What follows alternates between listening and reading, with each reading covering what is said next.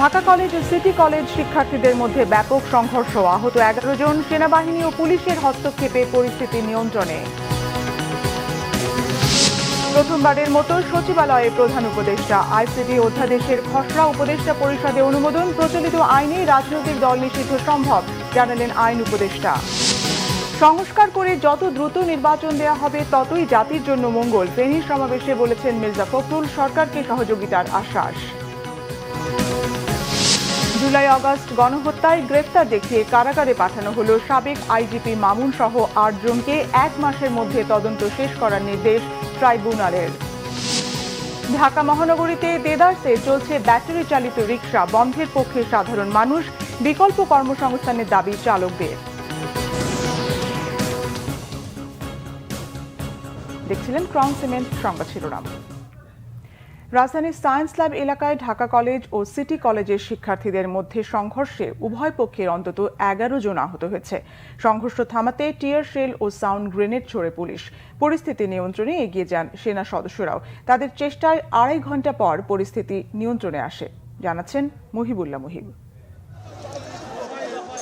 বাসে ওঠার মতো তুচ্ছ ঘটনাকে কেন্দ্র করে বুধবার ঢাকা কলেজ ও সিটি কলেজের শিক্ষার্থীদের মধ্যে সংঘর্ষ বাধে। প্রথমে সকালে এবং পরে বিকেল 3টায় শুরু হয় ধাওয়া পাল্টা ধাওয়া। এ সময় ভাঙচুর, পাল্টা ভাঙচুর ও ইটপাটকেল নিক্ষেপে গোটা সায়েন্স ল্যাব এলাকা পরিণত হয় রণক্ষেত্রে। সংঘর্ষ ছড়িয়ে পড়ে নিউ মার্কেট এলাকা থেকে সায়েন্স ল্যাব হয়ে ঝিগাতলা পর্যন্ত। বিকেল 4:30টার দিকে পরিস্থিতি নিয়ন্ত্রণে কাঁদানি গ্যাস নিক্ষেপ করে পুলিশ। এ সময় নিউ মার্কেট ও চন্দ্রিমাস সুপার মার্কেটের ফটকে তালা লাগিয়ে দেন ব্যবসায়ীরা। আমাদের ঢাকা কলেজে বাস যাচ্ছিল, বাস যাওয়ার পর সিটি কলেজের ইট পাটকেল ঢিল মারার পরে কাজগুলো ভেঙে যায়। তারপরে আমাদের এবার 19-20 সেশনের একটা ছেলেকে আহত করে প্রচন্ডভাবে। তারপরে আমরা যাই, যার পরে ওরা আবার আমাদের ছেলেমেয়েকে আহত করে। আমাদের ক্যাম্পাসে পুলিশ কেন টিয়ারশেল মারলো, এটা জবাব চাচ্ছি। আমাদের অনার্সের একজন শিক্ষার্থীকে গাড়ি নিয়ে যাচ্ছিল তারা, সিটি কলেজের ছাত্ররা আমাদের উপর অতর্কিতভাবে হামলা করছে। এতে করে আমাদের একটা ছাত্র ইস্ট্যান্ড আক্রান্ত হয়েছে এবং এর ফলে আমরা এখান থেকে যারা ছাত্র আছে আমরা প্রতিরোধ গড়ে তুলেছি। সংঘর্ষ থামাতে পুলিশের সাথে যোগ দেয় সেনাবাহিনীর সদস্যরাও। এরপর সেখান থেকে পিছু হটে সিটি কলেজের শিক্ষার্থীরা। কিছুক্ষণ পর ঢাকা কলেজের শিক্ষার্থীরাও ক্যাম্পাসের দিকে চলে গেলে পরিস্থিতি শান্ত হয়। ঢাকা কলেজে কয়েকজন কলেজের ভিতরে ঢুকছে আমাদের, এখন যেহেতু কলেজের ভিতরে ঢুকছে সব স্টুডেন্ট তো নামে গেছে। এইটার পর এখন মারামারি শুরু হয়েছে। আমাদের 30-40 জন এখন মানে আহত হয়েছে, অনেকজনকে মেডিকেলে পাঠাইছি। আজকে ওরা আসলো, টিফিন টাইমে আসলো, আমাদের টিফিন টাইম চলছে তখন আসলো, আমাদের এই যে ক্যামেরাটা ভেঙে ফেলছে। ভেঙে গেটে যখন লাথি মারলো তারপর আমাদের পোলাপে সব বের হয়েছে, কি ছেলেরা সব বের হয়েছে। ঢাকা কলেজের ছেলেবেলেরা অ্যাটাক করছে আমাদের এবং আমাদের সিটি কলেজের বহুত ছেলেবেলে আহত হয়েছে। আমাদের উপরে বেশি অ্যাটাক করছে, আমরা কোনো খারাপ কিছু করি নাই। বাবা ওরা অ্যাটাক করে নাই। ঢাকা ও সিটি কলেজের শিক্ষার্থীদের এই সংঘর্ষের কারণে সায়েন্স ল্যাব এলাকায় প্রায় 2 ঘন্টা যান চলাচল বন্ধ ছিল। এ সময় সড়কগুলোতে তৈরি হয় অসহনীয় যানজট। মঙ্গলবার বাসে ওঠাকে কেন্দ্র করে শুরু হওয়া সংঘর্ষ থামাতে টিয়ারশেল ও সাউন্ড গ্রেনেড নিক্ষেপ করা হয়। প্রায় 2.5 ঘন্টার চেষ্টায় পরিস্থিতি স্বাভাবিক হলে ওই এলাকায় যান চলাচল শুরু হয়। এর আগেও এমন তুচ্ছ ঘটনাকে কেন্দ্র করে ঢাকা কলেজ ও ঢাকা সিটি কলেজের মধ্যে একাধিকবার সংঘর্ষের ঘটনা ঘটে। মুহিবুল্লাহ মুহিব, বাংলা ভিশন, ঢাকা। আন্তর্জাতিক অপরাধ ট্রাইব্যুনাল আইনের সংশোধনের খসড়ার অনুমোদন দিয়েছে উপদেষ্টা পরিষদ। প্রধান উপদেষ্টা ডক্টর মোহাম্মদ ইউনূসের সভাপতিত্বে উপদেষ্টা পরিষদের বৈঠকে এই অনুমোদন দেওয়া হয়। আইন ও বিচার উপদেষ্টা ডক্টর আসিফ নজরুল জানান, আইনে বিভিন্ন বাহিনীর অপরাধ বিচারে সুনির্দিষ্ট বিধান রাখা হয়েছে।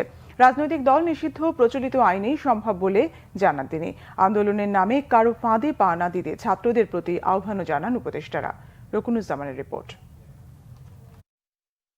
বুধবার অন্তর্বর্তীকালীন সরকারের প্রধান উপদেষ্টা ডক্টর মোহাম্মদ ইউনূস প্রথমবারের মতো সচিবালয়ে আসেন। প্রধান উপদেষ্টার সভাপতিত্বে অনুষ্ঠিত উপদেষ্টা পরিষদের বৈঠকে আন্তর্জাতিক অপরাধ ট্রাইব্যুনাল আইনের সংশোধনীর খসড়ার নীতিগত ও চূড়ান্ত অনুমোদন দেয়া হয়।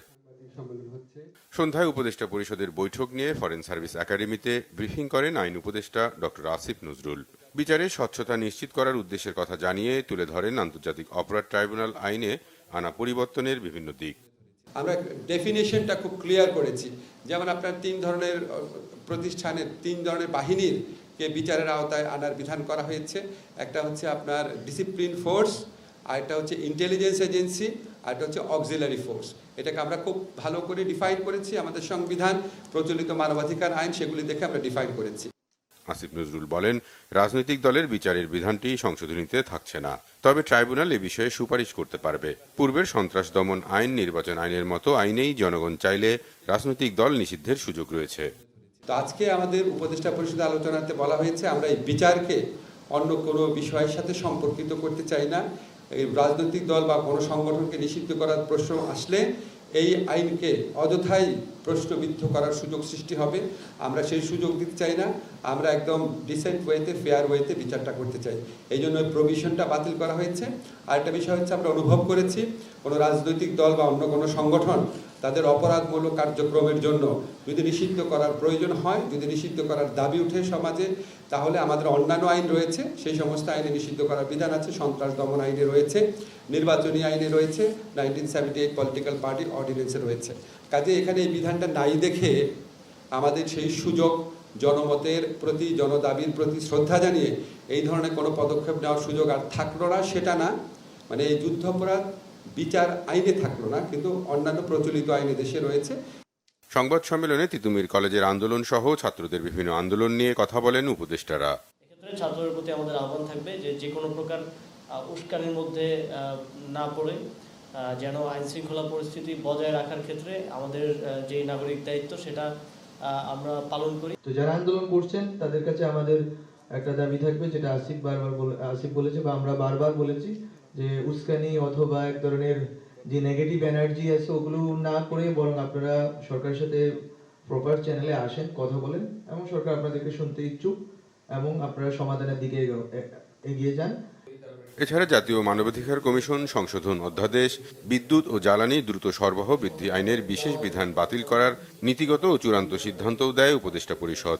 18 ডিসেম্বর আন্তর্জাতিক অভিবাসী দিবস এবং জাতীয় প্রবাসী দিবস একসাথে পালনের প্রস্তাবের অনুমোদনও দেয় উপদেষ্টা পরিষদ। রকুনুজ্জামান, বাংলা ভিশন, ঢাকা। সংবিধান সংস্কার কমিশনের প্রধান অধ্যাপক ডক্টর আলী রিয়াজ বলেছেন, বিগত 16 বছর দেশের স্বৈর শাসকদের বিরুদ্ধে রাজনৈতিক দলগুলো প্রতিরোধের চেষ্টা করলেও ভয়ের সংস্কৃতি তৈরি করে জনগণকে নিষ্ক্রিয় করে রেখেছিল আওয়ামী লীগ সরকার। বিকেলে ঢাকা বিশ্ববিদ্যালয়ের ইতিহাস বিভাগ আয়োজিত স্মারক বক্তৃতা ও বৃত্তি প্রদান অনুষ্ঠানে তিনি এই মন্তব্য করেন। ডক্টর আলী রিয়াজ বলেন, এর পাশাপাশি ক্রমবর্ধনশীল অবস্থাকে গ্রহণের মানসিকতাও তৈরি করা হয়েছে। এই নিষ্ক্রিয়তা উৎপাদন করেছে বাংলাদেশের গণমাধ্যমগুলো, এর সঙ্গে সংশ্লিষ্ট সাংবাদিকদের একাংশ এবং কথিত রাজনৈতিক বিশ্লেষকরা ও কথিত সিভিল সোসাইটির একটি অংশ এই প্রক্রিয়াকে বৈধতা দিয়েছেন। তিনি আরও বলেছেন, স্বৈরশাসক কিভাবে তৈরি হয়, কিভাবে তৈরি হয়েছিল সেই প্রেক্ষাপট ও পথরেখা বোঝা দরকার। এই অভিজ্ঞতা থেকে শিক্ষা নিয়ে কৌশল তৈরি করতে হবে বলেও মন্তব্য করেন অধ্যাপক ডক্টর আলী রিয়াজ। বিএনপি মহাসচিব মির্জা ফখরুল ইসলাম আলমগীর বলেছেন, সংস্কার কাজ শেষ করে দ্রুত সময়ের মধ্যে নির্বাচন দিলেই জাতির জন্য মঙ্গল। বিএনপি বর্তমান সরকারকে সহযোগিতা করতে চায় বলেও জানান তিনি। বলেন, রাজনৈতিক দলগুলোর সাথে আলোচনা করলে অন্তর্বর্তী সরকারের চলার পথ সহজ হবে। ফেনী থেকে রিপোর্ট করছেন আহমেদ সরওয়ার, সাথে ছিলেন প্রতিনিধি রফিকুল ইসলাম, ছবি তুলেছেন আরআই বাবুল ও মিরাজুল ইসলাম মামুন। দীর্ঘ ৮-৯ বছর পর প্রথমবারের মতো ছাগলনাইয়ায় স্বস্তিতে সমাবেশ করেছে বিএনপি। জাতীয় বিপ্লব ও সংহতি দিবস উপলক্ষে ফেনী ১ আসনে বিএনপি আয়োজিত এই সমাবেশে দুপুর থেকে এই অঞ্চলের নেতাকর্মী ও সাধারণ মানুষ আসতে থাকেন বিএনপি নেতাদের বক্তব্য শুনতে। বিকাল ৩টার কিছু পরে বিএনপি মহাসচিব আসেন ছাগলনাইয়ার আদালতপাড়া মাঠের সমাবেশস্থলে। এই সময় সমাবেশে উপস্থিত বিএনপি চেয়ারপারসন বেগম খালেদা জিয়ার নিজ সংসদীয় আসনের জনগণ মির্জা ফখরুল ইসলাম আলমগীরকে করতালির মাধ্যমে স্বাগত জানায়। সমাবেশে মির্জা ফখরুল ইসলাম আলমগীর বলেন, ছাত্র জনতার আন্দোলনের মাধ্যমে ফ্যাসিস্ট সরকারের পতন হয়েছে, জনতার রুদ্ররোষে তাদের চলে যেতে হয়েছে। এরপর দেশের জনগণ কিছুটা স্বস্তিতে আছে, কিন্তু সবাই অধীর আগ্রহ অপেক্ষা করছে কখন তাদের গণতান্ত্রিক অধিকার ফিরে পাবে। ৩ মাস পর হয়ে গেল, এই সরকারের কাছে আশা করেছিলাম তারা আমাদেরকে পথ দেখাবেন, একটা জনগণকে আশ্বস্ত করবেন যে এই সময়ের মধ্যে আমি সংস্কারগুলো কমপ্লিট করতে পারবো, আর এই সময়ের মধ্যে আমি নির্বাচনের একটা রোড ম্যাপ দেব। তো সেই রোড ম্যাপ আমরা বারবার চেয়েছি। আবারও বলছি যে অনুগ্রহ করে সংস্কার দিগুলো, নির্বাচন কেন্দ্রিক সরকার সংস্কার প্রয়োজন, সেই সংস্কারগুলোকে দ্রুত করে যত দ্রুত নির্বাচন দেবেন ততই জাতির জন্য মঙ্গল। মির্জা ফখরুল বলেন, সরকার যত দেরি করবে ততই বিভিন্ন ঝামেলা মাথাচাড়া দিয়ে উঠবে। সরকারের দায়িত্ব যত দ্রুত সম্ভব জঞ্জাল সাফ করে সুষ্ঠু নির্বাচনের ব্যবস্থা করা। যতই নির্বাচন দেরি হবে ততই বেশি সমস্যাগুলো আরো বাড়বে। আপনারা দেখেছেন যে ফ্যাসিবাদ ভারত থেকে সুযোগ নিয়ে তারা জনগণকে বিভ্রান্ত করার চেষ্টা করছে। যে দেশে জনগণ বিভ্রান্ত হবে না, তাদের সমস্ত চক্রান্ত রুখে দেবে। কোনদিনই আর ফ্যাসিবাদকে তারা ফিরিয়ে আনবে না, অথবা তারা আধিপত্য তারা মেনে নেবে না। সমাবেশে বিএনপি নেতারা বলেন, আওয়ামী লীগ পালিয়েছে, ক্ষমতায় থাকলে তারা বাঘ, না হলে ইঁদুর। আমার নেতা তারেক রহমানের মামলা এখনো প্রত্যাহার হয় নাই। ইউনূস সাহেব, আপনার মামলা তো প্রত্যাহার হয়েছে, তারেক রহমানের মামলা অনতিবিলম্বে প্রত্যাহার করুন। আগামী দিনে যদি কোনো অপশক্তির সৃষ্টি হয়, এই ফেনীর মানুষকে সাথে নিয়ে এই ফ্যাসিবাদদের মতো ওই অপশক্তিকে মোকাবেলা করব। এটাই হবে আজকের বিপ্লবে আমাদের অঙ্গীকার। এর আগে ফুলগাজী উপজেলার শ্রীপুরে বেগম খালেদা জিয়ার পৈতৃক বাড়িতে যান বিএনপি মহাসচিব। সেখানে তিনি বন্যায় ক্ষতিগ্রস্ত শিক্ষার্থীদের মাঝে শিক্ষা উপকরণ এবং অসহায় পরিবারের মাঝে গৃহ নির্মাণ সহায়তা প্রদান করেন। কেন্দ্রীয় ও ফেনী 1 আসনের বিএনপি নেতারা এ সময় তার সাথে ছিলেন। আহমেদ সরওয়ার, বাংলাভিশন, ফেনী। এদিকে বিএনপির স্থায়ী কমিটির সদস্য আমির খসরু মাহমুদ চৌধুরী বলেছেন, 31 দফা সংস্কার বিএনপির একার সংস্কার নয়, যুগপৎ আন্দোলনে থাকা প্রায় 50টি দল এই সংস্কারের পক্ষে কাজ করে যাচ্ছে। দুপুরে কুড়িগ্রামের উলিপুর উপজেলার শহীদ মিনার চত্বরে উপজেলা বিএনপি আয়োজিত জনসভায় তিনি কথা বলেন। তিনি বলেন, যারা এখন সংস্কারের কথা বলছেন, বিএনপি তাদেরকে সহায়তা করতে সবসময় প্রস্তুত। যে সংস্কারগুলোতে জাতীয় ঐকমত্য হবে অতি সত্বর সেই সংস্কারগুলো করে দ্রুত নির্বাচনে যেতে হবে বলেও জানান তিনি। অন্তর্বর্তীকালীন সরকারের অধীনে সংস্কারগুলোতে বিএনপি সহায়তা করবে, কিন্তু আন্দোলন করা বিএনপি সহ 50 দলকে ঐক্যবদ্ধ থাকতে হবে। আমির খসরু বলেন, তারেক রহমান জাতীয় সরকার গঠনের ঘোষণা দিয়েছেন। সেই জাতীয় সরকার 31 দফা সংস্কার বাস্তবায়ন করবে। বিএনপির কেন্দ্রীয় সাংগঠনিক সম্পাদক আসাদুল হাবিব দুলু এতে উপস্থিত ছিলেন।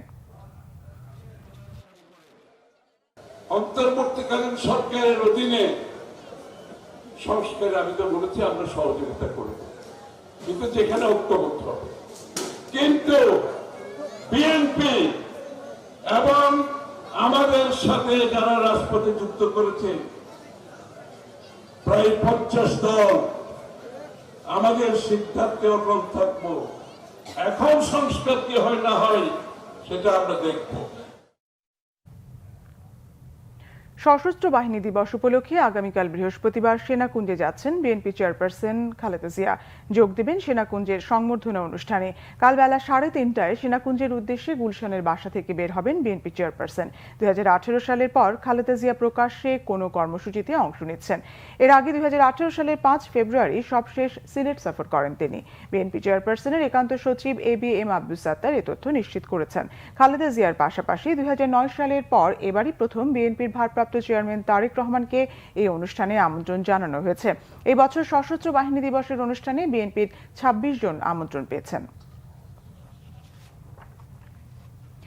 বিএনপির ভারপ্রাপ্ত চেয়ারম্যান তারেক রহমানের জন্মদিন আজ। 1967 সালের 20 নভেম্বর জন্মগ্রহণ করেন তিনি। শহীদ রাষ্ট্রপতি জিয়াউর রহমান ও সাবেক প্রধানমন্ত্রী বেগম খালেদা জিয়া দম্পতির প্রথম সন্তান তিনি। বর্তমানে বিএনপির ভারপ্রাপ্ত চেয়ারম্যান হিসেবে দায়িত্ব পালনকারী তারেক রহমান লন্ডনে অবস্থান করে নিয়মিত অংশ নিচ্ছেন দলীয় কার্যক্রমে, পাশাপাশি পালন করছেন নানা মানবিক কর্মকাণ্ড। তারেক রহমানের জীবনে নানা দিক তুলে ধরছেন মহিবুল্লাহ মহিব। তারেক রহমান বিএনপির ভারপ্রাপ্ত চেয়ারম্যান। বাবা মায়ের বড় সন্তান হিসেবে খুব কাছ থেকে দেখেছেন পিতার জীবনের টালমাটাল নানা দিক। পিতার মৃত্যুর পর মা বেগম খালেদা জিয়ার সান্নিধ্যে কাটে তার জীবন। পড়াশোনা করেছেন ঢাকার BF Shaheen college, Saint Joseph college, ঢাকার রেসিডেন্সিয়াল মডেল কলেজ ও আদমজী ক্যান্টনমেন্ট কলেজে। 1984 সালে ভর্তি হন ঢাকা বিশ্ববিদ্যালয়ে, লাভ করেন স্নাতক ডিগ্রি। বিএনপির বগুড়া জেলা কমিটির সদস্য হিসেবে রাজনৈতিক জীবন শুরু করেন তারেক রহমান। আনুষ্ঠানিকভাবে বিএনপিতে যোগ দেওয়ার আগেই রাজনীতিতে সক্রিয় ছিলেন তিনি। 1991 ও 96 সালের নির্বাচন প্রচারে অংশগ্রহণ করলেও 2001 সালে সক্রিয়ভাবে রাজনীতিতে আগমন ঘটে তার। 2002 সালে বিএনপির সিনিয়র যুগ্ম মহাসচিবের দায়িত্ব পান তিনি। এরপর দেশব্যাপী দলের মাঠ পর্যায়ের নেতাকর্মী ও সমর্থকদের সাথে ব্যাপক গণসংযোগ শুরু করেন তারেক রহমান। সাধারণ মানুষের সমর্থন অর্জন করতে অল্প সময়ে নেতাকর্মীদের মাঝে পরিচিতি পান দক্ষ সংগঠক এবং উদ্দীপনা সৃষ্টিকারী নেতা হিসেবে। 2007 সালে রাজনৈতিক দুর্যোগে পড়ে বিএনপি গ্রেফতার হন তারেক রহমান। রিমান্ডের নামে চলে অবর্ণনীয় নির্যাতন। প্রায় 18 মাস কারাবন্দী থাকার পর 2008 সালের 3 সেপ্টেম্বর জামিন পেয়ে উন্নত চিকিৎসার জন্য যুক্তরাজ্যে যান তারেক রহমান। প্রবাসী থেকেই তার মেধা, যোগ্যতা, দক্ষতা, সুযোগ্য নেতৃত্ব, দূরদর্শী রাজনৈতিক চিন্তা বিএনপিকে করেছে শক্তিশালী, সুসংগঠিত ও ঐক্যবদ্ধ। তার বক্তব্য প্রচারে দেশের আদালতে নিষেধাজ্ঞা থাকায় ঘরোয়া পরিবেশেই তিনি দল পরিচালনায় নির্দেশনা দিতেন।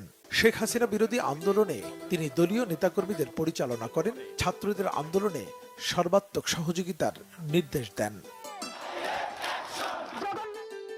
শেখ হাসিনার পতনের পর দেশের আইন শৃঙ্খলা পরিস্থিতি নিয়ন্ত্রণে রাখতে তার কঠোর অবস্থানে দীর্ঘদিন নির্যাতিত নিপীড়নের শিকার বিএনপি নেতাকর্মীরা ছিলেন সংযত। প্রশাসনের প্রতি আহ্বান, শক্ত হাতে আইন শৃঙ্খলা নিয়ন্ত্রণ করুন।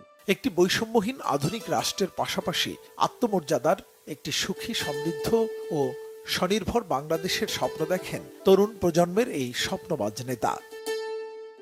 যারা বিভিন্নভাবে আহত হয়েছেন, পঙ্গুত্ব বরণ করেছেন, ক্ষতিগ্রস্ত হয়েছেন শারীরিকভাবে বা অন্যান্যভাবে, তারা দেশের জন্য, আমরা যারা আছি আমাদের জন্য তারা যে আত্মত্যাগ করেছেন, আমাদের কর্তব্য, আমাদের দায়িত্ব এই মানুষগুলোর পাশে যতটুকু সম্ভব দাঁড়ানো। এবার জন্মদিন পালনে কঠোর বিধিনিষেধ আরোপ করেছেন বিএনপির ভারপ্রাপ্ত চেয়ারম্যান। দিনটিতে বরং বাংলাদেশের অসহায় মানুষের পাশে দাঁড়াতে নির্দেশ দিয়েছে দলের হাইকমান্ড। তারেক রহমানের নির্দেশে 24-এর গণঅভ্যুত্থানে হতাহতের পাশে সহযোগিতার হাত বাড়াচ্ছে বিএনপি পরিবার নামের একটি সংগঠন।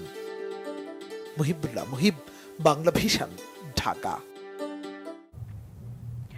জুলাই আগস্ট গণহত্যার অভিযোগে গ্রেফতার দেখানো হয়েছে সাবেক পুলিশ প্রধান চৌধুরী আব্দুল্লাহ আল মামুন সহ 7 পুলিশ কর্মকর্তা ও বরখাস্ত সেনা কর্মকর্তা জিয়াউল আহসান সহ 8 জনকে। 1 মাসের মধ্যে এসব আসামিদের ব্যাপারে তদন্ত শেষ করার নির্দেশ দিয়েছে ট্রাইব্যুনাল। আরো জানাচ্ছেন এস এম ফয়েজ।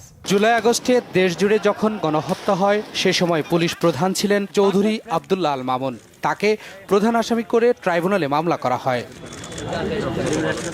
চৌধুরী আব্দুল্লাহ আল মামুন, বরখাস্ত সেনা কর্মকর্তা জিয়াউল আহসান সহ 8 জনকে মানবতাবিরোধী অপরাধ মামলায় গ্রেপ্তার দেখানো হয়। বুধবার সকাল 10টার দিকে প্রথমে ট্রাইব্যুনালে আনা হয় সাবেক আইজিপি মামুন ও আয়নাগরের মাস্টারমাইন্ড বরখাস্ত সেনা কর্মকর্তা জিয়াউল আহসানকে। পরে একে একে প্রিজন ভ্যান থেকে নামানো হয় মিরপুরের সাবেক ডিসি জসিমউদ্দিন মোল্লা, ঢাকা জেলার সাবেক এসপি আব্দুল্লাহ আল কাফি, এডিশনাল এসপি শাহিদুল ইসলাম, গুলশান থানার সাবেক ওসি মাজহারুল ইসলাম, যাত্রাবাড়ি থানার সাবেক ওসি আবুল হাসান ও ঢাকা উত্তর ডিবির সাবেক পরিদর্শক আরাফাতকে। আন্তর্জাতিক অপরাধ ট্রাইব্যুনালে শুনানি শুরু হয় সকাল 11টায়। শুনানিতে চিফ প্রসিকিউটর বলেন, পুলিশের সাবেক আইজিপি চৌধুরী আব্দুল্লাহ আল মামুন ছিলেন শেখ হাসিনার প্রধান সেনাপতি। তার পরিকল্পনা, নির্দেশনা ও সহযোগিতায় গোটা দেশে জুলাই আগস্টে হয়েছে গণহত্যা। নির্বিচারে গুলি চালায় পুলিশ। চৌধুরী আব্দুল্লাহ আল মামুন সাহেবের বিরুদ্ধে superior command responsibility, planning, preparation, order, complicit এই সমস্ত বিষয়ে আইনের যে সমস্ত ধারাগুলো প্রযোজ্য তার ক্ষেত্রে সেই বিষয়ে তার বিরুদ্ধে অভিযোগ তদন্ত সংস্থা দিয়েছেন। সেই অভিযোগে আমরা বলেছি তাকে তদন্ত শেষ না হওয়া পর্যন্ত গ্রেপ্তার রাখা প্রয়োজন। তারা যে অপরাধগুলো করেছে এগুলো শয়তানও করতে ভয় পাবে। প্রত্যেকটা অফিসারের ব্যাপারে সুনির্দিষ্ট যে সমস্ত অভিযোগ ছিল সেগুলো আমরা সুনির্দিষ্টভাবে তুলে ধরেছি। আন্তর্জাতিক স্ট্যান্ডার্ড ফলো করে সমস্ত ডিজিটাল এভিডেন্স, লাইভ এভিডেন্স এমনভাবে আমরা আদালতের সামনে প্লেস করব ক্রিস্টাল ক্লিয়ারভাবে অপরাধীরা জানতে পারবে তাদের কি অপরাধ ছিল। ন্যাশনাল টেলিকমিউনিকেশন মনিটরিং সেন্টারের দায়িত্বে থাকা বরখাস্ত মেজর জেনারেল জিয়াউল আহসান কিভাবে ইন্টারনেট বন্ধ করে গণহত্যা উস্কে দেন তা আন্তর্জাতিক অপরাধ ট্রাইব্যুনালে তুলে ধরা হয়। জিয়াকে কসাই রাধবানের সঙ্গে তুলনা করেছে তদন্ত সংস্থা। এ সময় জিয়াউল আহসানের বোন নাজমুন নাহার ট্রাইব্যুনালের বিচারকে মিডিয়া ট্রায়াল বলে দাবি করেন। আয়নাঘর নামক যে একটা ভয়ঙ্কর তথ্য, সেই তথ্যটা নিয়ে যে মিডিয়া যে ট্রায়ালটা করছে সেই ট্রায়ালটা ওনার পরিবারের জন্য এবং ওনার জন্য অত্যন্ত মর্মান্তিক। আমি আপনাদের অনুরোধ করব আপনারা এই কাজটা করবেন না। একটা মানুষকে মিডিয়া ট্রায়ালের মাধ্যমে তাকে হেয় করার কোনো অধিকার কারো নাই। বলকানের কসাইদের মতো বাংলাদেশের কসাই হিসাবে এই জিয়াউল আহসান হত্যাকাণ্ড থেকে শুরু করে অপহরণ, নির্যাতন, গুম এগুলোর সাথে জড়িত ছিলেন। তার বিরুদ্ধে সুস্পষ্ট অভিযোগ এসেছে। তার বিরুদ্ধে জুলাই আগস্টের যে গণহত্যা এবং মানবতা বিরোধী অপরাধ, তার বাইরেও বিগত সরকারের পুরো সময় জুড়ে বিভিন্ন সময় তার দায়িত্ব পালনকালীন সময়ে যত গুম হয়েছে সব গুমের অভিযোগের তীরটি তার বিরুদ্ধে গিয়েছে। আওয়ামী লীগ সরকারের আমলে যারা বিরোধী দলে থেকে কথা বলার চেষ্টা করেছে, ভয়েস রেজ করার চেষ্টা করেছে, তাদেরকে একের পর এক পরিকল্পিতভাবে অপহরণ করেছেন, গুম করেছেন, বছরের পর বছর আটকে রেখেছেন। তার নেতৃত্বে বিএনপির নেতা ইলিয়াস আলীকে অপহরণ করে হত্যা করা হয় বলে আমরা জানতে পেরেছি। এজলাসে হাউমাউ করে কেঁদে ওঠেন গুলশান থানার সাবেক ওসি মাজহারুল ইসলাম। বলেন ন্যায় বিচার চান তিনি। ট্রাইব্যুনাল বললেন ন্যায় বিচার পাবেন, তবে বাকিদের নিশ্চিন্তে থাকতে দেখা যায়। সম্পূর্ণ স্বচ্ছতার সাথে এই বিচার হবে বলেও আশ্বস্ত করেছেন চিফ প্রসিকিউটর। শেখ হাসিনার সরকারের আমলে তৈরি করা হয়েছে আন্তর্জাতিক অপরাধ ট্রাইব্যুনাল, যেখানে বিচার করা হয়েছে যুদ্ধ অপরাধীদের। আর সেখানেই বিচার হচ্ছে আওয়ামী লীগের ক্ষমতাধর মন্ত্রী, এমপি, সাবেক আমলা, সাবেক পুলিশ কর্মকর্তা, সাবেক সেনা কর্মকর্তাদের, যাদের বিরুদ্ধে জুলাই আগস্ট গণহত্যা, হত্যা, লাশ গুমের অভিযোগ রয়েছে মানবতা বিরোধীরও।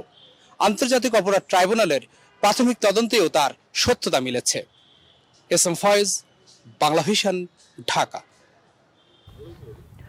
অবসরপ্রাপ্ত ডিআইজি বাহারুল আলমকে বাংলাদেশ পুলিশের মহাপরিদর্শক আইজিপি হিসেবে চুক্তিভিত্তিক নিয়োগ দিয়েছে সরকার। একই সঙ্গে সাবেক অতিরিক্ত পুলিশ মহাপরিদর্শক শেখ মোহাম্মদ সাজ্জাদ আলীকে ঢাকা মেট্রোপলিটন পুলিশ ডিএমপির পুলিশ কমিশনার পদে চুক্তিভিত্তিক নিয়োগ দেওয়া হয়েছে। বুধবার বিকেলে জনপ্রশাসন মন্ত্রণালয়ের উপসচিব আবুল হায়াত মোহাম্মদ রফিকের সই করা আলাদা প্রজ্ঞাপনে এই তথ্য জানানো হয়। প্রজ্ঞাপনে বলা হয়, সরকারি চাকরি আইন 2018-এর 49 ধারা অনুযায়ী বাংলাদেশ পুলিশের অবসরপ্রাপ্ত ডিআইজি বাহারুল আলমকে যোগদানের তারিখ থেকে 2 বছর মেয়াদে বাংলাদেশ পুলিশের পুলিশ মহাপরিদর্শক পদে চুক্তিভিত্তিক নিয়োগ প্রদান করা হলো। আরেক প্রজ্ঞাপনে বলা হয়, সাবেক অতিরিক্ত পুলিশ মহাপরিদর্শক শেখ মোহাম্মদ সাজ্জাদ আলীর নিয়োগ নিয়ে হয়েছে আলাদা প্রজ্ঞাপন। 2 দফা পদোন্নতি বঞ্চিত বাহারুল আলম 2020 সালে অবসরে যান। নবনিযুক্ত DMP commissioner Sajjad Ali BCS police ক্যাডারে 1984 সালে কর্মরত। ঢাকা মহানগরীতে 3 দিনের মধ্যে ব্যাটারি চালিত রিকশা চলাচল বন্ধে হাইকোর্টের নির্দেশ থাকলেও প্রথম দিনে নেই তার কোনো প্রতিফলন। এখনও রাজধানীর রাস্তায় দাপিয়ে বেড়াচ্ছে ব্যাটারি চালিত এই বাহনটি বন্ধে কঠোর পদক্ষেপ চায় সাধারণ মানুষ। তবে বিকল্প ব্যবস্থা না করে ব্যাটারি চালিত রিকশা বন্ধ না করার দাবি চালকদের। মুজিবুর রহমানের ক্যামেরায় বিস্তারিত জানাচ্ছেন মামুন আব্দুল্লাহ। এ যেন রিকশা বাস প্রতিযোগিতা। রাজপথে শুধু বাস নয়, 3 চাকার এই ইঞ্জিন চালিত বাহনের কাছে অসহায় অন্য সব যানবাহনও। একদিকে লেন ঠিক না রাখা, অন্যদিকে উল্টো পথে দাপড়ে বেড়ানো। এমন কোনো অনিয়ম নেই যা বাদ যায় না এই বাহন থেকে। আপনিও তো উল্টা আসলো, আপনি কিছু বললেন তাই এইটা তো এমনিতে বিপদ। ইনারা তো এদিক দিয়ে যাওয়া আসা করে, আমাদের তো বলার কিছু নাই। আমারে তাইলে ভুল হয়ে গেছে। যারা মনে করেন যে নতুন গাড়িরও নামে কোনো ইয়া বুঝে না, হাওয়া বুঝে না, দেখা যায় গাড়ি মারিয়া দেয়, নিজেরও ক্ষতি হয়, 10 জনের ক্ষতি হয়। কম সময়ে দ্রুত যাতায়াত এবং ভাড়া কম থাকায় অনেকেই আবার বেছে নিচ্ছেন বাহনটি। তবে রাস্তায় বিশৃঙ্খলা তৈরির কারিগর এই বাহনটি থেকে মুক্তি চান বেশিরভাগ মানুষ। ওরা খুব পারাপারি করে, বাস, মোটরসাইকেল, সিএনজি এগুলোকে সাইড দিতে চায় না, ঠিক আছে। আর ওদের ব্রেকিং সিস্টেম তো ভালো না, হার্ড ব্রেক করে, অনেক সময় অনেক অ্যাক্সিডেন্টের সম্মুখীন হয়। আমাকে পারালিশকা চালায়, এই সারাদিন চালায় 200-250 টাকা ভাড়া মারা, উটোলারা করে 2000-2500, আমরা করে 4-500 করতে জুলুম হয়েছে। উটোরা নাগা 30 টাকা 10 টাকা। আসলে উঠি সময় বাঁচানোর জন্য, সত্যি কথা বলতে। আর হচ্ছে আপনার অন্যান্য রিক্সা থেকে আপনার এটার দামটাও কম আসে, সময়টাও বাঁচে, সব কিছু মিলে এই জন্য আমরা যাচ্ছি, কিন্তু এটা একটু ঝুঁকিপূর্ণ। এদিকে ইঞ্জিন চালিত রিকশা বন্ধে হাইকোর্টের দেয়া নির্দেশের প্রতিবাদে রাজধানীর বিভিন্ন জায়গায় সড়ক অবরোধ করে সংশ্লিষ্ট চালকরা। বলেন, বিকল্প ব্যবস্থা না করে অটোরিকশা বন্ধ হবে সরকারের ভুল সিদ্ধান্ত। দেশে ব্যাটারি আসলো কিভাবে, আর মানুষে কিনলো কিভাবে, চালাইতেছে কিভাবে? সে কর্মসংস্থানের ব্যবস্থা করার পরেই তো একটা জিনিস বন্ধ করতে হবে। এটা বন্ধ না করে মানে কাজের ব্যবস্থা না করে বন্ধ করতেছে। আমি 2 মাস হতে কিনছি, তাহলে আমি 2 মাসের ভিতরে আমি কিস্তি দেবো না, আমার ফ্যামিলি চালাবো না, আমি কেমনে চলবো? ঢাকা মহানগর এলাকায় 3 দিনের মধ্যে ব্যাটারি চালিত রিকশা বন্ধে স্বরাষ্ট্র সচিব, স্থানীয় সরকার সচিব, আইজিপি, ঢাকা মহানগর পুলিশ কমিশনার, ঢাকার 2 সিটি কর্পোরেশনকে আদেশ বাস্তবায়নের জন্য বলা হলেও সংস্থাগুলোর কোনো তৎপরতা চোখে পড়েনি। মামুন আব্দুল্লাহ, বাংলা ভিশন, ঢাকা। 5 অগস্ট গণভবন থেকে না পালালে শেখ হাসিনার জীবন বিপন্নের আশঙ্কা ছিল বলে মনে করেন নৌ পরিবহন, শ্রম ও কর্মসংস্থান উপদেষ্টা brigadier general M Sakhawat Hossain. লন্ডনে ভয়েস ফর বাংলাদেশের উদ্যোগে এক সেমিনারে তিনি এই মত দেন। এক প্রশ্নের জবাবে আগামী নির্বাচন নিয়ে তিনি বলেন, প্রধান উপদেষ্টা জাতির উদ্দেশ্যে দেয়া ভাষণে বিষয়টি অবহিত করেছেন। ব্রিগেডিয়ার শাখাওয়াত মনে করেন কয়েকটি ক্ষেত্রে সংস্কারের পর নির্বাচনের রোডম্যাপ দেয়া হবে। এ নিয়ে রাজনৈতিক দলগুলোর সঙ্গে আলোচনা হবে বলেও জানান শাখাওয়াত হোসেন।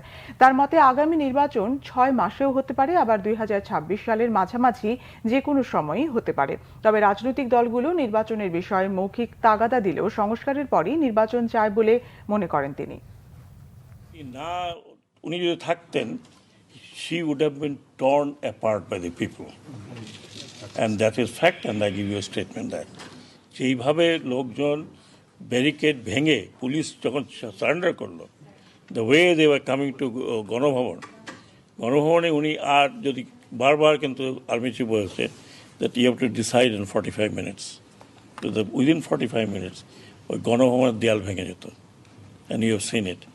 কাজে আমি আমার অভিজ্ঞতা থেকে বলছি, she would have been torn into pieces, and that would not have been very good for the country.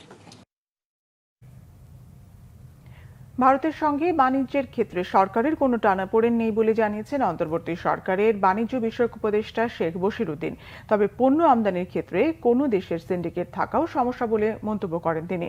সকালে রাজধানীর কারওয়ান বাজারে সরকারি প্রতিষ্ঠান টিসিবির পণ্যের সাথে 40 টাকা কেজি দরে আলু বিক্রির কার্যক্রম উদ্বোধন শেষে তিনি এসব কথা বলেন। উপদেষ্টা বলেন, মূল্যস্ফীতি নিয়ন্ত্রণে স্বল্প ও দীর্ঘমেয়াদী কিছু পদক্ষেপ নেওয়া হয়েছে। রমজান উপলক্ষে আমদানি পণ্যে শুল্ক কমানোয় ক্রেতারা স্বস্তি পাবেন। তিনি জানান, বৈশ্বিক বাণিজ্যের ক্ষেত্রে চাহিদা যোগানের ভারসাম্য রক্ষায় উদার নীতি বাংলাদেশের। অন্যান্য দেশের সঙ্গে বাংলাদেশের সম্পর্ক শুধু বাণিজ্যিক, রাজনৈতিক নয় বলেও মন্তব্য তার। শেখ বশির জানান, টিসিবির 1 কোটি ফ্যামিলি কার্ডের বাইরে সংখ্যা আরও বাড়ানোর পরিকল্পনা আছে সরকারের। 590 টাকায় টিসিবি নিয়মিত পণ্যের সাথে 3 কেজি আলু ছাড়াও 5 কেজি চাল, 2 কেজি ডাল এবং 2 লিটার তেল বিক্রি করছে। 6 দিন পেরিয়ে গেলেও বরগুনার বামুনায় ডাকাতি শেষে ফাতেমা বেগম নামের ষাটোর্ধ্ব এক বৃদ্ধাকে হত্যার ঘটনায় এখনো ধরা পড়েনি ডাকাতরা। ডাকাতির সময় ডাকাত দলকে চিনে ফেলায় প্রাণ দিতে হয় ফাতেমা বেগমকে। বরগুনা প্রতিনিধি শহীদুল ইসলাম স্বপ্নের তথ্য ও ছবিতে রিপোর্ট। বরগুনার বামনা উপজেলার ডৌয়াতলা ইউনিয়নের উত্তর কাকচিরা গ্রামের এই বাড়িতেই বসবাস করতেন ষাটোর্ধ্ব ফাতেমা বেগম ও তার শতবর্ষী স্বামী খোরশেদ আলম। 13 নভেম্বর রাতে এই বাড়িতেই ডাকাতির ঘটনা ঘটে। ফাতেমা বেগমের স্বামী খোরশেদ আলমের বয়স এখন 105 বছরেরও বেশি। বয়সের ভারী নুজো হয়ে পড়ায় তিনি সুস্পষ্ট তথ্য দিতে পারছেন না। আবছার যেটুকু দেখেছেন তাতে সেই রাতে ঘরে 4-5 জন লোক ঢুকেছিল। নগদ টাকা ও স্বর্ণালংকার লুটের সময় ফাতেমা বেগম সবাইকে চিনে ফেলায় তাকে হত্যা করা হয়েছে বলে ধারণা করা হচ্ছে। মাথায় কাপড় দেওয়া, হাত বাঁধা, কথা কথা ঘুরতে যায়। আমি কথা বললাম, কাজে নিয়ে তার নিয়ে আমার হয়েছে পরিবারের মরিয়ে গেছে, আমি জানি না। জানাশোনা লোকই ঢুকছে এবং আম্মু হয়তো চিনতে পারছে, জানতে পারছে, তাই বিদায় তাকে মনে হয় মেরে ফেলছে। নিষ্ঠুরভাবে যে হত্যা করছে, আমরা এই হত্যাকারীর সুষ্ঠু ন্যায় বিচার চাই। এলাকাবাসী ও স্বজনদের দাবি, খোরশেদ আলম ও ফাতেমা দম্পতির 2 ছেলে বিদেশে থাকায় বাড়িতে পরিচিত জন ছাড়া কেউ প্রবেশ করতেন না। প্রথমে আমি ঢুকে দেখতে আসি যে সে ফ্লোরে পড়ে রয়েছে, হাত দুইটা বাঁধা টাদা কিছু ছিল না, আর গলায় মোড়ানো গামছা ছিল, গস কাপড় ছিল। কঠোর বিচার চাই, যারা অন্যায় করছে অন্যায়কারীদের ধরুক, এটাই আমাদের কামনা। ঘটনার পরদিন নিহতের ভাই 7-8 জনকে অজ্ঞাত আসামি করে একটি হত্যা ও ডাকাতির মামলা করেন। দ্রুত আসামিদের শনাক্ত করা হবে বলে জানায় পুলিশ। এই ঘটনায় আমরা ইতিপূর্বে একাধিকবার বিভিন্ন অ্যাঙ্গেলে তদন্ত করেছি। আমরা কিছু তথ্যও পেয়েছি, তথ্যের যাচাই বাছাই চলছে। সত্যতা থাকলে আমরা আসামিদেরকে গ্রেপ্তার করব। ডাকাতরা বেশ কিছু স্বর্ণালংকার সহ নগদ অর্থ লুট করে নিয়ে যায়। Bangla vision news desk. কক্সবাজারের র্যাব পরিচয়ে স্বেচ্ছাসেবক দলের নেতা ফরিদুল আলমকে 1 বছরে 4 বার তুলে নেওয়ার অভিযোগে সংবাদ সম্মেলন করেছেন ভুক্তভোগী পরিবার। ভুক্তভোগীর স্ত্রী শাহিনা আক্তার অভিযোগ করেন, স্থানীয় র্যাবের সোর্স পরিচয়ে ছোটন ও মাহমুদুল হক গঙ্গের মাধ্যমে র্যাব পরিচয়ে কয়েকজন ব্যক্তি 4 বার তুলে নিয়ে যায় তার স্বামীকে। এরপর পরিবার থেকে আদায় করে নেয় অর্ধ কোটি টাকা। সবশেষ গত মঙ্গলবার রাতে আবারও বাড়িতে ঢুকে ব্যাপক তল্লাশি চালায় র্যাব পরিচয়ে আসা ব্যক্তিরা। পরে এলাকাবাসীর উপস্থিতি টের পেয়ে চলে যায় তারা। এ ব্যাপারে জীবনের নিরাপত্তা চেয়ে প্রশাসনের হস্তক্ষেপ কামনা করেছে পরিবারটি। এদিকে এমন অভিযোগের বিষয়টি অস্বীকার করেছেন র্যাব 15-র অধিনায়ক লেফটেন্যান্ট কর্নেল সাজ্জাদ হোসেন।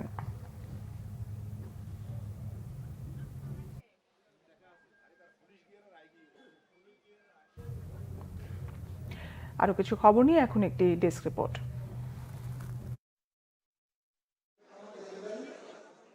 অন্তর্বর্তী সরকারের শিক্ষা ও পরিকল্পনা উপদেষ্টা অধ্যাপক ডক্টর ওয়াহিদ উদ্দিন মাহমুদ জানিয়েছেন, ঢাকা বিশ্ববিদ্যালয়ের অধিভুক্ত 7 কলেজকে একটি সমন্বিত প্রাতিষ্ঠানিক রূপ দেওয়ার চেষ্টা চলছে। সেজন্য শিগগিরই সর্বোচ্চ স্তরে শিক্ষাবিদদের নিয়ে বিশেষজ্ঞ কমিটি গঠন করা হবে। এই কমিটি কলেজগুলোকে একত্রিত করে একটি প্রাতিষ্ঠানিক রূপ দেবে। ঢাকা কলেজের 184তম প্রতিষ্ঠা বার্ষিকীর অনুষ্ঠানে একথা বলেন তিনি। বিএনপির যুগ্ম মহাসচিব সৈয়দ ইমরান সালে প্রিন্স বলেছেন, শহীদ রাষ্ট্রপতি জিয়াউর রহমান রাষ্ট্র ও রাজনীতির পরিবর্তনের যে ঝান্ডা উড়িয়েছিলেন বেগম খালেদা জিয়া ও তারেক রহমান, তা বহন করে ভীষণ 2030 ও রাষ্ট্র কাঠামো মেরামতের রূপরেখা 31 দফা দিয়েছেন। বিকালে হালুয়াঘাটে কৃষক সমাবেশ ও সাম্প্রতিক বন্যায় ক্ষতিগ্রস্ত কৃষকের মাঝে ধানের বীজ বিতরণ অনুষ্ঠানে তিনি এসব কথা বলেন। দরিদ্র ও শীতার্তদের মাঝে শীত বস্ত্র বিতরণ করেছে বাংলাদেশ বিমান বাহিনী মহিলা কল্যাণ সমিতি। মানবিক সহায়তা হিসেবে বিমান বাহিনীর বিভিন্ন ঘাঁটি এলাকায় এসব শীত বস্ত্র বিতরণ করা হয়। এই কার্যক্রমের সূচনা করেন সমিতি ও আদার্স উইমেন অ্যান্ড চিলড্রেন ক্লাবের সভানেত্রী সালেহা খান। উপস্থিত ছিলেন সমিতির কেন্দ্রীয় পরিষদের সহ সভানেত্রী সহ সকল সদস্যরা। এছাড়া ঢাকা সহ বাফোয়ার বিভিন্ন আঞ্চলিক ও উপ আঞ্চলিক শাখাগুলোর মাধ্যমে দেওয়া হবে শীত বস্ত্র। ছাত্র জনতার আন্দোলনে আহত ও শহীদদের স্মরণে স্মরণ সভা হয়েছে কুড়িগ্রামে। বিকালে জেলা প্রশাসক সম্মেলন কক্ষে সবাই বক্তব্য রাখেন জেলা প্রশাসক নুসরাত সুলতানা ও পুলিশ সুপার মাহফুজুর রহমান সহ অন্যরা। যথাযথ পরিকল্পনার অভাবে নবায়নযোগ্য জ্বালানির ব্যবহার বাড়ানো যাচ্ছে না বলে জানিয়েছেন দেশের উদ্যোক্তা ও অর্থায়নকারী বিভিন্ন প্রতিষ্ঠানের প্রতিনিধিরা। বুধবার রাজধানীর একটি হোটেলে বাংলাদেশ নবায়নযোগ্য জ্বালানি খাতে অর্থায়ন বিষয়ে এক অনুষ্ঠানে উদ্যোক্তারা জানান, বিনিয়োগের জন্য উদ্যোক্তা ও ব্যাংকগুলো প্রস্তুত থাকলেও কিছু জটিলতা থাকায় এই খাতটি এখনো স্থবির। আদালতের রায় অমান্য করে একটি গোষ্ঠী জামিয়া রহমানিয়া আরেবিয়া মাদ্রাসার দখল করেছে বলে অভিযোগ করেছে মাদ্রাসাটির বর্তমান পরিচালনা পর্ষদ। ঢাকা রিপোর্টার্স ইউনিটিতে আয়োজিত সংবাদ সম্মেলনে এ দাবি করেন তারা। এ সময় মাদ্রাসার সহ সভাপতি অভিযোগ করেন, চলতি বছরে 21 মে বর্তমান মুতাল্লি ও সভাপতি আলহাজ আব্দুর রহিমের আবেদনে যে কমিটিকে 3 বছরের জন্য অনুমোদন দেওয়া হয়েছিল তাদের কোনো নোটিশ না দিয়েই সেই কমিটি বাতিল করে দেয় দখলদারি গোষ্ঠীটি। Bangla vision news desk. সংবাদ শেষ করব ক্রাউন সিমেন্ট শিরোনামগুলো আরেকবার জানিয়ে। ঢাকা কলেজ ও সিটি কলেজ শিক্ষার্থীদের মধ্যে ব্যাপক সংঘর্ষ, আহত 11 জন, সেনাবাহিনী ও পুলিশের হস্তক্ষেপে পরিস্থিতি নিয়ন্ত্রণে। প্রথমবারের মতো সচিবালয়ে প্রধান উপদেষ্টা আইসিটি অধ্যাদেশের খসড়া উপদেষ্টা পরিষদে অনুমোদন, প্রচলিত আইনে রাজনৈতিক দল নিষিদ্ধ সম্ভব জানালেন আইন উপদেষ্টা। সংস্কার করে যত দ্রুত নির্বাচন দেয়া হবে ততই জাতির জন্য মঙ্গল, ফেনীর সমাবেশে বলেছেন মির্জা ফখরুল, সরকারকে সহযোগিতার আশ্বাস। জুলাই আগস্ট গণহত্যায় গ্রেফতার দেখিয়ে কারাগারে পাঠানো হলো সাবেক আইজিপি মামুন সহ 8 জনকে। 1 মাসের মধ্যে তদন্ত শেষ করার নির্দেশ ট্রাইব্যুনালের। ঢাকা মহানগরীতে দেদারসে চলছে ব্যাটারি চালিত রিকশা, বন্ধের পক্ষে সাধারণ মানুষ, বিকল্প কর্মসংস্থানের দাবি চালকদের।